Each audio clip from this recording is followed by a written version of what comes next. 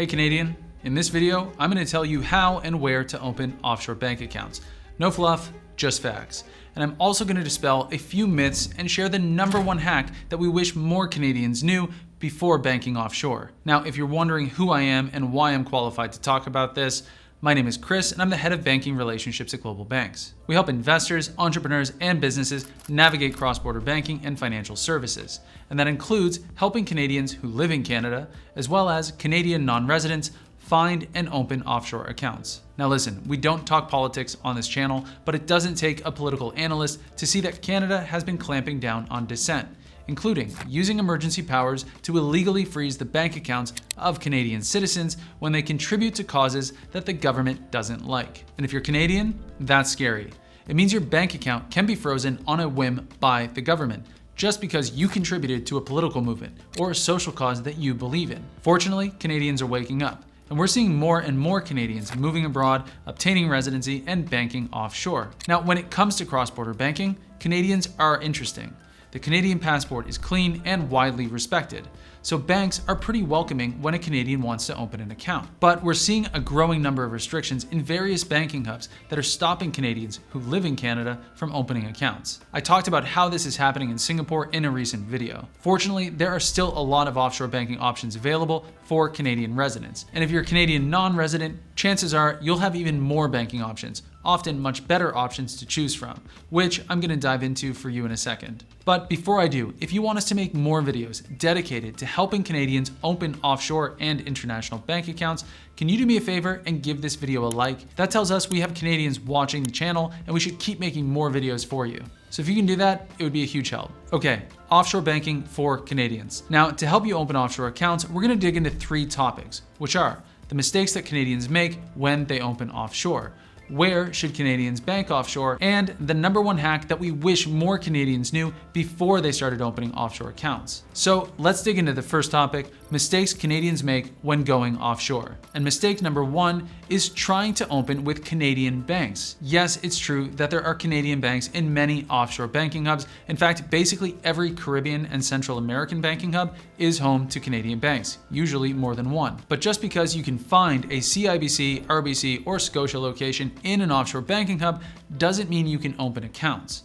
In most cases, these are local branches set up to support local banking for residents and businesses in these countries. Now, there are some exceptions, and all 3 of these banks do have private banking, wealth management, and trust divisions in various countries across the Caribbean. But the majority of Canadians that are getting started with offshore banking won't be looking for those kind of services. Instead, they typically want an offshore checking account where they can get a bit more security, privacy, and insulation from random account freezes back home.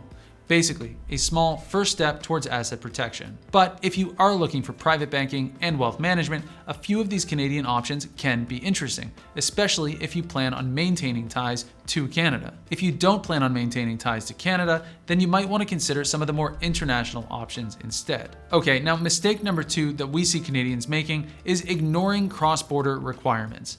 Basically, we see a lot of Canadians who are only focused on opening offshore accounts and they don't pay any attention to opening digital accounts with fintech platforms. And the reason that these digital accounts are so important is because Canadian banks are very limited, you might even say restrictive, when it comes to international transfers and cross-border services. So by opening these digital accounts, you'll be able to fund your offshore accounts and reduce the costs associated with sending and receiving money abroad. Different platforms that you might want to consider include cross-border transfer platforms, foreign exchange brokers, and even an online brokerage account, depending on your goals. This will be especially important for anyone who's planning on leaving Canada or non-residents who have already left Canada, because, as I said, using your Canadian bank isn't going to make it easy for you when it comes to sending international transfers. And lastly, mistake #3 is choosing the wrong countries.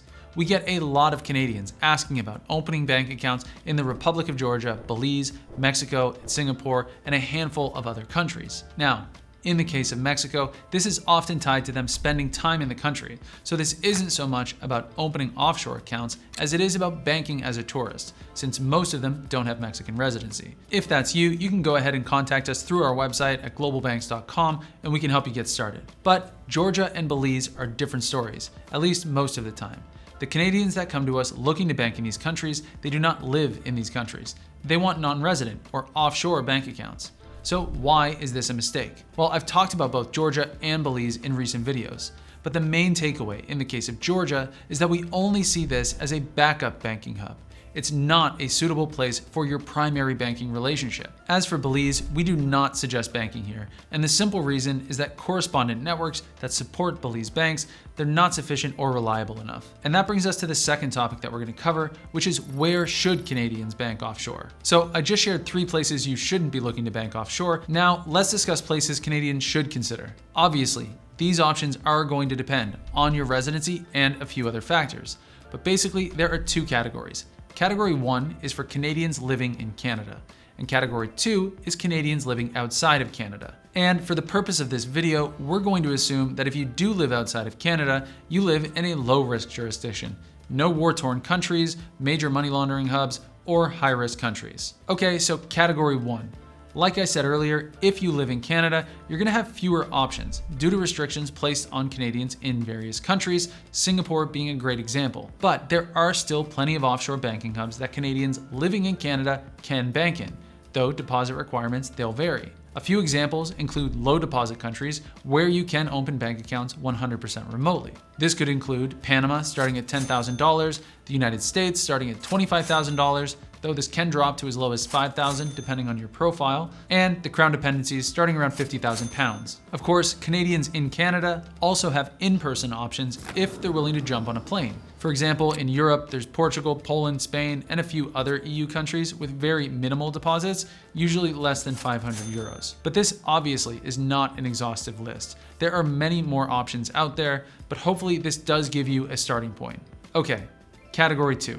If you're a Canadian living outside of Canada, you'll have more options, though many of these include higher deposits because you're starting to get into premier banking, which caters to expats and non-residents. So in addition to all of the options that Canadians living in Canada can access, you'll also be able to open accounts remotely in the Crown dependencies with a lower deposit starting around £5,000, Singapore starting at $130,000, Switzerland starting at $300,000, Liechtenstein starting at $500,000, and those are just a few examples of places where Canadians can open offshore. But there are many more options, ranging from $5,000 to $500,000, depending on what you're looking to accomplish and where you live in the world. Now, it's not as easy as just calling up a bank and applying for an account, which brings us to the #1 hack that we wish more Canadians knew before they started applying for offshore accounts. But before I share this hack with you, if you're getting any value out of this video and you haven't already hit that like button, can you go ahead and do that now? That way we know to keep making more videos like this for you in the future. Okay, the hack. Let's call it building connections. And what it boils down to is actually establishing ties, personal and business connections, in the countries where you want to bank. Now, I'm not talking about getting residency or even registering a business. If you do that, we wouldn't be talking about offshore banking anymore. Instead, what I'm talking about is developing a clear rationale for wanting to bank in your chosen jurisdiction. And this is a huge part of opening accounts, because in most countries, if you want to open an offshore bank account, the bank needs to be able to understand why you want that account. Fortunately, there's a lot of flexibility here, depending on where you want to open. 3 of the most common reasons that we see Canadians using include being a frequent visitor to the country, owning real estate or other investments locally, or just looking for diversification and a way to secure a portion of your savings in a more stable banking jurisdiction. And while these reasons won't work in every country, they will usually work for Canadians in the offshore banking hubs we've discussed in this video. So you can go ahead and start exploring all of those options on your own, or if you'd like to get access to your own team of banking experts, you can visit globalbanks.com/products and learn more about our account opening services. Of course, if you'd like more insider secrets about offshore banking, I share 5 of the best offshore banking hubs right here. And I expose 11 banking hubs everyone tells you to bank in that we think you should avoid right there. So go ahead, click one of these, and I'll see you over there.